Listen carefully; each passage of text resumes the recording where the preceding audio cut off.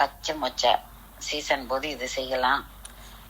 தொட்டுக்கிற மாதிரி இருக்க சாதத்தில் கலந்து சாப்பிடலாம். அதுக்கு தான் இது யூஸ் ஆகும். பச்சை மொச்சையை தண்ணியை போட்டு உப்பு மஞ்சப்பொடி போட்டு வேக வச்சு எடுத்துக்கணும். தண்ணியை அதில் வெந்துட்டு இருக்கிற நேரத்தில் தக்காளி, வெங்காயம், சாம்பார் பொடி 1 ஸ்பூனோ 1.5 ஸ்பூனோ உங்க காரத்துக்கு ஏற்ற மாதிரி, தேங்காய் இதெல்லாம் போட்டு நல்லா பேஸ்ட்டாக அரைச்சி வச்சுக்கணும். வானிலையில் எண்ணெய் வச்சு கடுகு அரைச்சி வச்ச மசாலா போடணும்.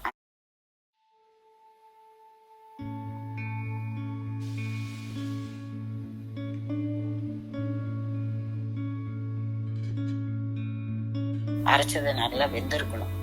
மொச்சையை ஒன்றையும் தனியாக போட்டு வதக்கிட்டு இருக்கணும்.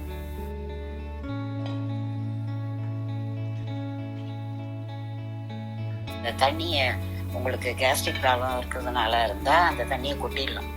இல்லைன்னா அந்த தண்ணியை சேர்த்துக்கலாம். உங்களுக்கு விருப்பம் இருந்தால் சேர்த்து ரொம்பவும் கிரேவி ஆட்டமும் இல்லாமல் ரொம்ப லூஸாகவும் இல்லாமல் உங்களுக்கு பக்குவம் பார்த்து அதை சேர்த்து வரும்போது கடைசியில் கருவேப்பிலை கொத்தமல்லி போடும். இதுதான் பச்சை மொச்சாய் மசாலா.